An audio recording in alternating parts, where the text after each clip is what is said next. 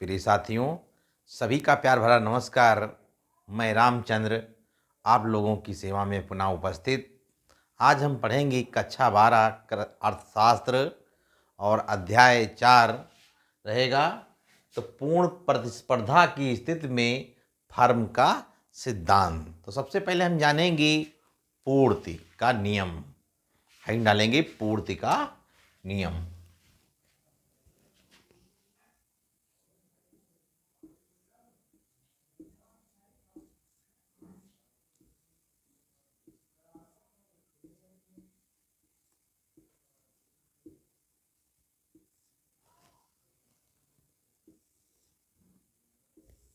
तो जानेंगे पूर्ति का नियम क्या है।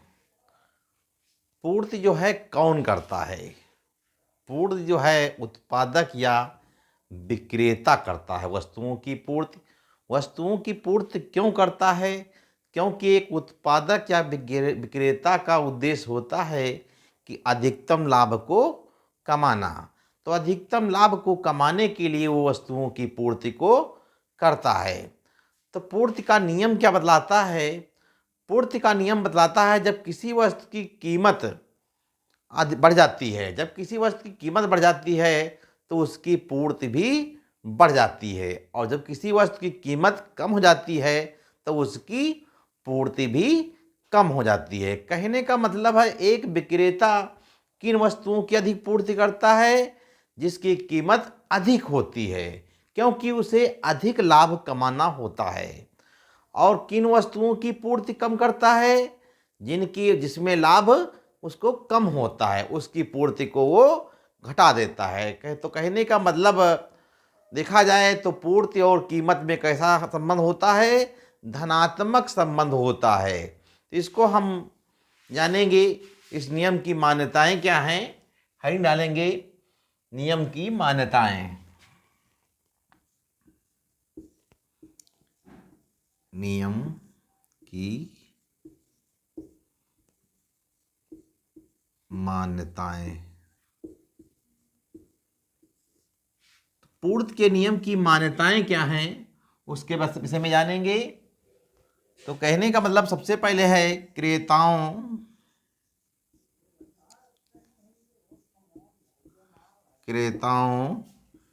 की आय में कोई परिवर्तन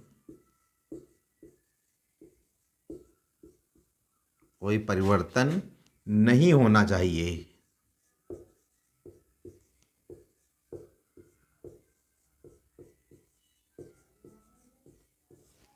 यानी जो है क्रेताओं की आय में कोई परिवर्तन नहीं होना चाहिए, क्योंकि क्रेताओं की अगर आय में परिवर्तन हो जाएगा तो आय के अनुसार मांग में परिवर्तन हो जाता है, तो फिर पूर्ति का नियम लागू नहीं होगा। तो पूर्ति का नियम लागू होने के लिए जरूरी है कि क्रेताओं की आय में कोई परिवर्तन नहीं होना चाहिए। यानी क्रेताओं और विक्रेताओं की भी आय में कोई परिवर्तन नहीं होना चाहिए, चाहे क्रेता हो चाहे विक्रेता हो, दोनों की आय में कोई परिवर्तन नहीं होना चाहिए।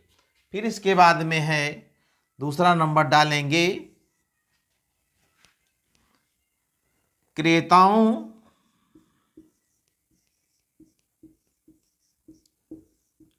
और विक्रेताओं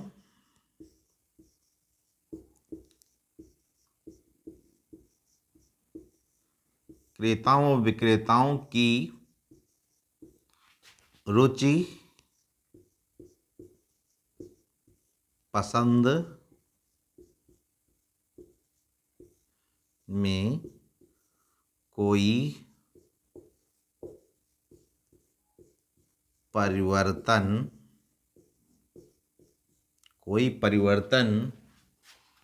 नहीं होना चाहिए।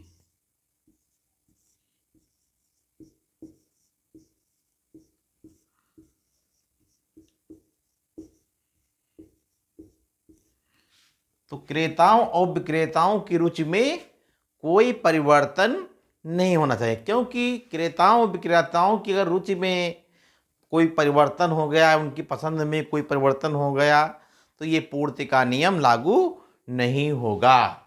अगला इस नियम की क्या विशेष देखा जाए विशेषता है।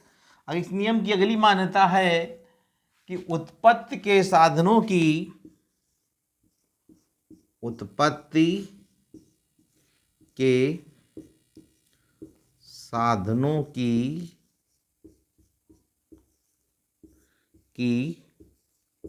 कीमत स्थिर रहनी चाहिए।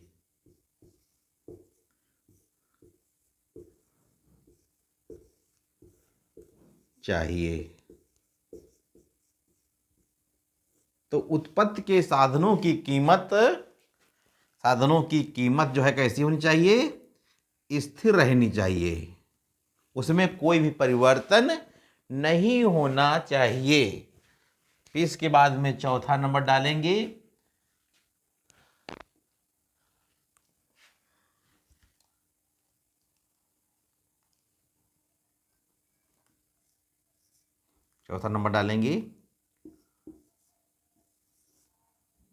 वस्तु की कीमतों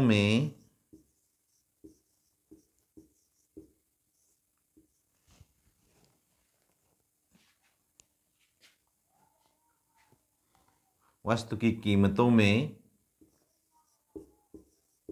एक परिवर्तन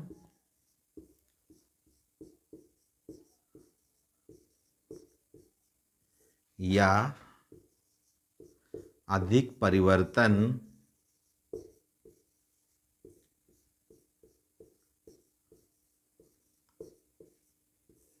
नहीं करेगा।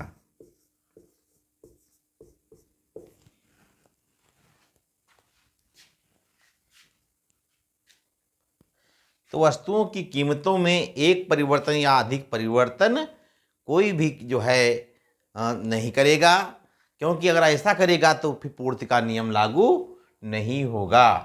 तो आइए जानते हैं फिर पूर्ति के नियम की व्याख्या के विषय में जानते हैं। तो सबसे पहले हम पूर्ति के नियम की व्याख्या करेंगे।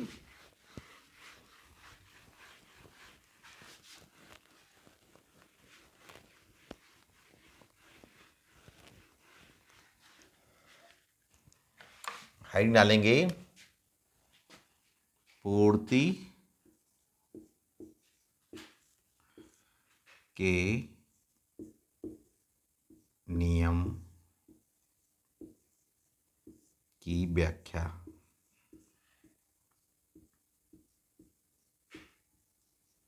पूर्ति के नियम की व्याख्या।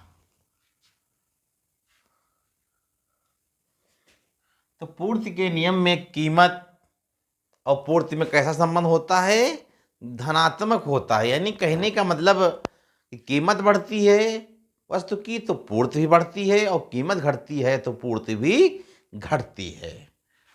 तो इसके विषय में जानेंगे हम नियम की व्याख्या के विषय में।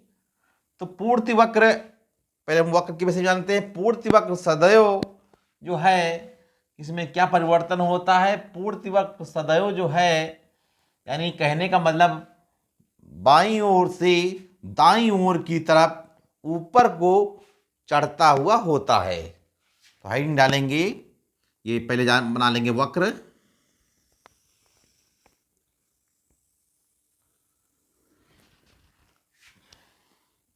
ओ एक्स और वाई, तो यहां पर लिख देंगे कीमत,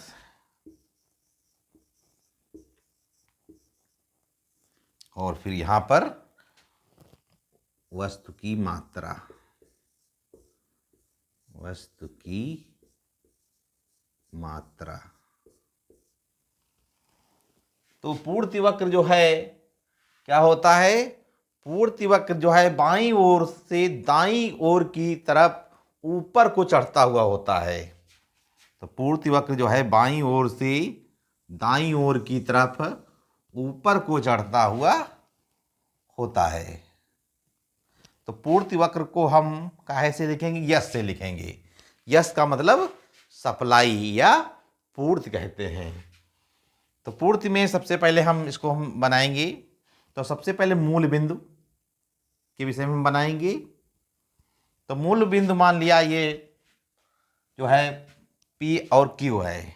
मूल बिंदु क्या है? P और Q है मूल बिंदु। इसके बाद में कीमत जो है जब OP से बढ़कर OP1 हो जाए, कीमत जो है OP से बढ़कर जब OP1 हो जाए, OP1 हो जाए, कीमत जो है OP से बढ़कर क्या हो जाए? OP1 हो जाए, तो जो है वस्तु की मांग की मात्रा में क्या परिवर्तन होगा? तो वस्तु की मात्रा जो है OQ से बढ़कर क्या हो जाएगी? OQ2 हो जाएगी, OQ2 हो जाएगी। इसके बाद में फिर इसके विपरीत जब कीमत जो है OP से घटकर OP2 हो जाए, कीमत जो है OP से घटकर OP2 हो जाए, OP2 हो जाए, तो कीमत जो है फिर क्या होगा? OQ से घटकर OQ1 हो जाएगी। कितना हो जाएगी? OQ1 हो जाएगी। तो देखिए पूर्ति वक्र से क्या हमें दर्शाता है कि जब किसी वस्तु की कीमत बढ़ती है तो उसकी पूर्ति भी बढ़ती है, और कीमत जब घटती है तो पूर्ति भी घटती है। जैसा कि इस चित्र में दिखाया गया है कि OX पर वस्तु की मात्रा को दिखाया गया है और OY अक्ष पर कीमत को दर्शाया गया है। तो यस यस की क्या है? यस यस जो है ये पूर्ति वक्र है, जो कि बाईं ओर से दाईं ओर की तरफ ऊपर चढ़ता हुआ नजर आ रहा है।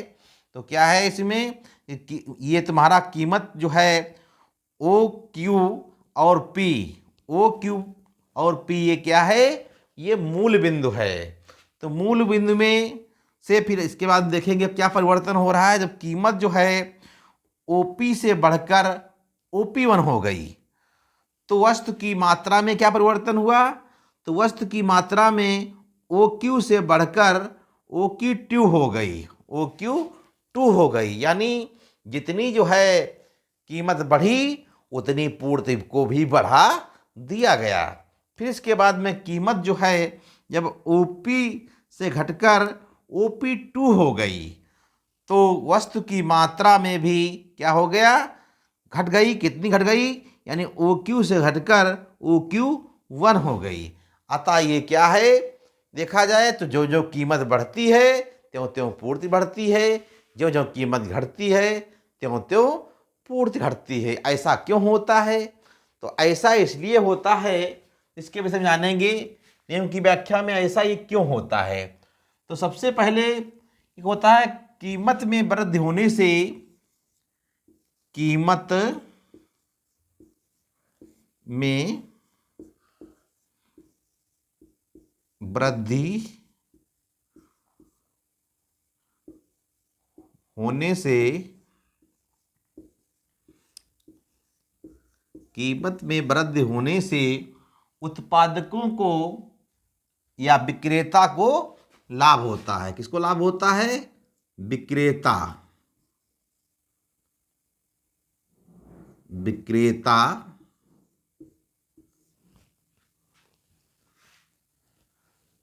विक्रेताओं को,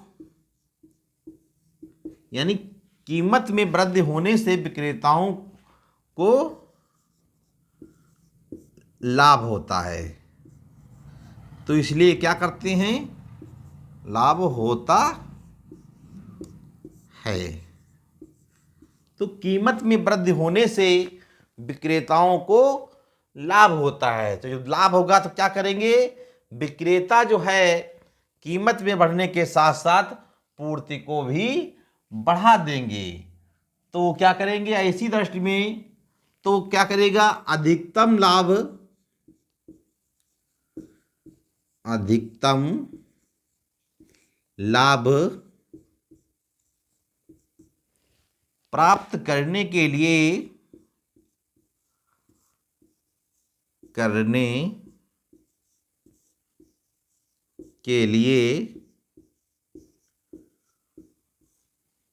पूर्ति को बढ़ा देगा।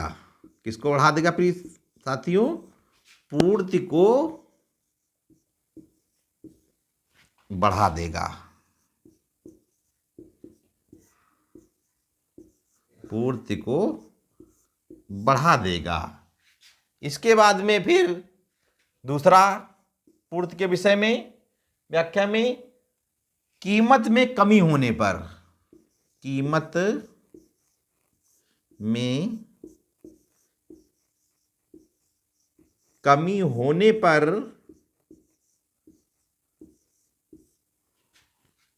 वह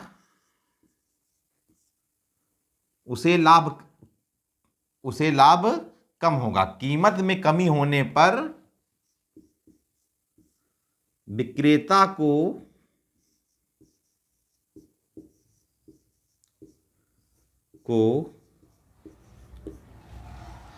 लाभ कम होगा। लाभ कम होगा तो वह पूर्ति को कम कर देगा। कम कर देगा। पूर्ति को कम कर देगा। तो कहने का मतलब कि कीमत में वृद्धि होने पर जिन वस्तुओं की कीमत बढ़ती है, उन वस्तुओं की जो है विक्रेता जो है क्या करते हैं, पूर्ति को बढ़ा देते हैं। फिर इसके बाद मुझे किसी वस्तु की कीमत कम हो जाती है तो ऐसी स्थिति में वो अपने नुकसान से बचने के लिए या मुनाफा उन्हें कम हो रहा है तो ऐसी स्थिति में वो फिर क्या करेंगे, वस्तुओं की पूर्ति को कम कर देते हैं। तो प्रिय साथियों, आज आप लोगों ने जाना कि पूर्ति का नियम क्या है और पूर्ति के नियम की कौन कौन सी मान्यताएं थी, पूर्ति के नियम की व्याख्या तथा पूर्ति वक्र के विषय में जाना, पूर्ति वक्र क्या करते हैं। उम्मीद करते हैं कि आप लोगों को ये वीडियो अच्छा लग रहा होगा। जो ऑनलाइन कक्षा आपको उपलब्ध कराई जा रही है, तो आप लोग कोई समस्या होने पर कमेंट कर सकते हैं। तो प्रिय साथियों, आपको अगर अच्छा लग रहा है तो हमारे चैनल को सब्सक्राइब करें और लाइक करें। हमारे चैनल पर कक्षा 11 अर्थशास्त्र, कक्षा 12 अर्थशास्त्र तथा कृषि अर्थशास्त्र और मोटिवेशन की ऑनलाइन कक्षाएं चल रही हैं। आप लोग अपने जीवन को एक सुखमय और आनंदित अगर बनाना चाहते हैं तो आप लोग हमारे साथ जुड़ जाइए और तुरंत जो है हमारे चैनल को सब्सक्राइब करिए और लाइक करिए, क्योंकि सब्सक्राइब करने से क्या होगा, आपको जो इधर कक्षाएं डाली जाएंगी वीडियो की उपलब्ध कराए जाएंगे तो सीधे आप लोगों को पहुंच जाएंगे और आप लोग को बेहतरीन तरीके से बार बार देख करके और आनंद को उठा सकते हैं। तो प्रिय साथियों, आज की ऑनलाइन कक्षा में बस इतना ही। सभी का प्यार भरा नमस्कार, पुनः शिवरात्रि, नमस्कार, धन्यवाद।